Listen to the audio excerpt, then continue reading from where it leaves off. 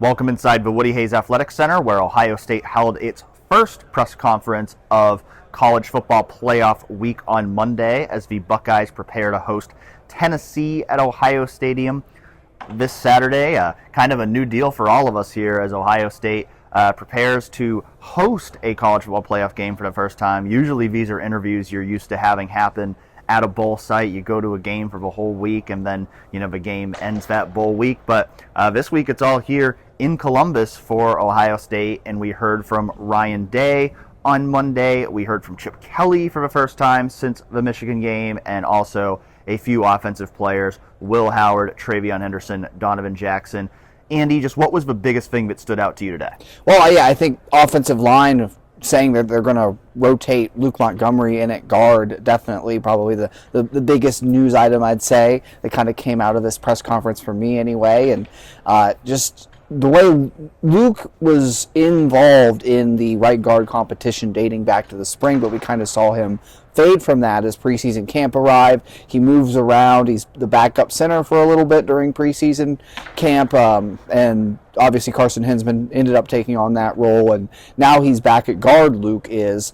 And so you have a lot of concerns about this offensive line entering the game, of course, and how does Luke factor in chemistry-wise, and if they're truly rotating guys, are you going to be able to sustain as good a level of play as if you just had that starting five and stuck with it? Where is Luke at? There's a lot of questions that come up with this, but it's definitely, I think, the most interesting thing that I took away from this press conference.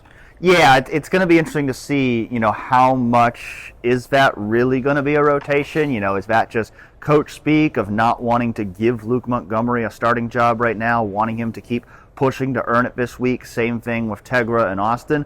Or are we really going to see them rotate on the interior offensive line in a college football playoff game? Because that's not usually something you see in a game of this magnitude, to be rotating players at a position like that. So, there's no ideal situations here. I mean, the reality is they're down their two best offensive linemen from this season, in Josh Simmons and Seth McLaughlin. And so the offensive line is going to continue to be this team's biggest weakness in the college football playoff. The question is, can it be good enough that the rest of the Buckeyes' strengths can make up for it? And obviously a lot of that is going to go back to the offensive play calling. And so a lot of people were interested in hearing what Chip Kelly had to say on Monday about that.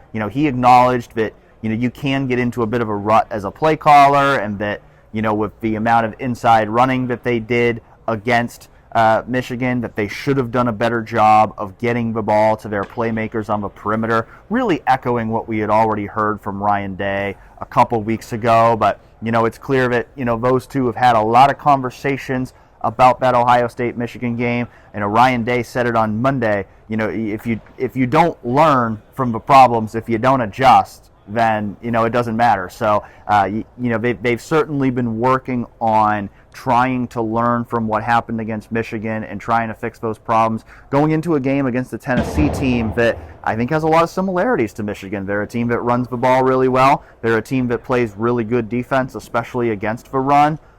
But you also heard it today, I think especially from Will Howard, that they don't want to keep talking about the Michigan game. They've got to put that behind them because, this is it. Like, on Saturday, this team can either advance in the college football playoff or the season can be over. So while the Michigan game still stings, while I certainly don't think, many of you listening out there are ready to, forget about that game, the reality is the players have to. They can't keep dwelling on what happened against Michigan, because they've got to go out and win a game this Saturday or the whole season's over. Right. Learn from it, but you do have to move on from it. And I think what Ryan Day said to me made a lot of sense. He talked about how 3 weeks was kind of the perfect window for this team between losing that Michigan game and now the college football playoff here against Tennessee. You get a week to process, get a week to, kind of learn your opponent, and then you game plan and strategize, and they had a regular game week last week, and now a true game week this week, kind of the game week routine last week. And it was good to hear Chip Kelly acknowledge the offensive play calling shortcomings in that game. I think, definitely relying on the inside run too much, as we've talked about numerous times.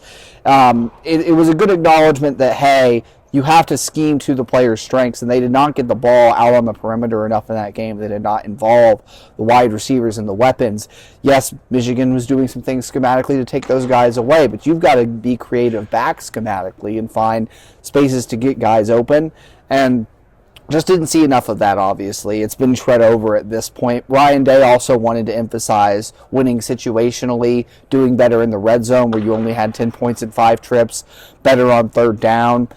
He said it was something like 70% of their snaps were some sort of situation, either you are pinned in your own end of the field or you're in the red zone, or he said only 30% of their snaps were like basically first or second down, kind of in the middle of the field. So winning those situations becomes really critical in the playoffs, and you have to then go attack those matchups. And so, to your point, you have to learn the lesson from Michigan, but it is also about moving forward and processing. What's your level of confidence, Andy, that Ohio State offensively can be better, can learn from those lessons against Michigan, can, with whatever they decide to do on the offensive line, whether Luke starts at left guard, whether he rotates in, that all of this can lead to more success offensively against a really good Tennessee defense? Yeah, I would put it.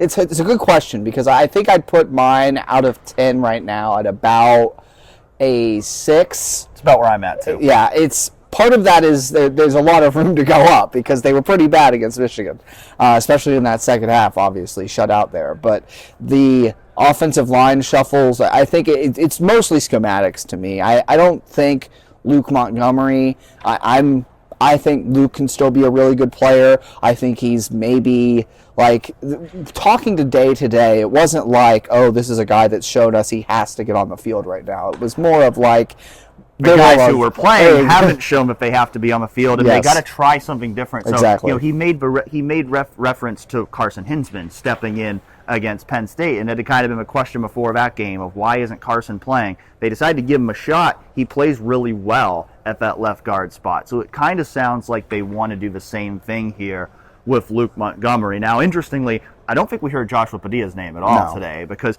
there had been talk the last couple Ryan Day press conferences that maybe Joshua Padilla could get him there as well, but his name didn't come up. So that would tell me Carson Hinsman's still going to be that starting center. We'll see if he can improve upon some of the issues he had in that Michigan game with snapping, just some of the inconsistency he had blocking. But, the long and short of it is whatever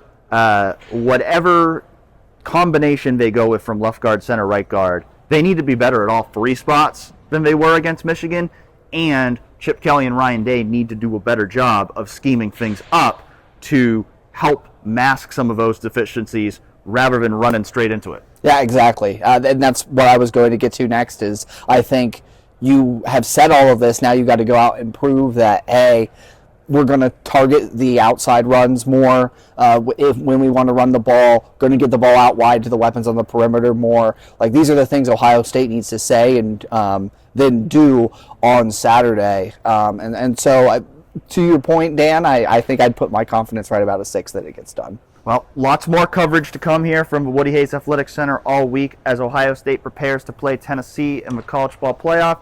Stay tuned with us here at 11 Warriors YouTube channel and on 11warriors.com, and we'll catch you next time.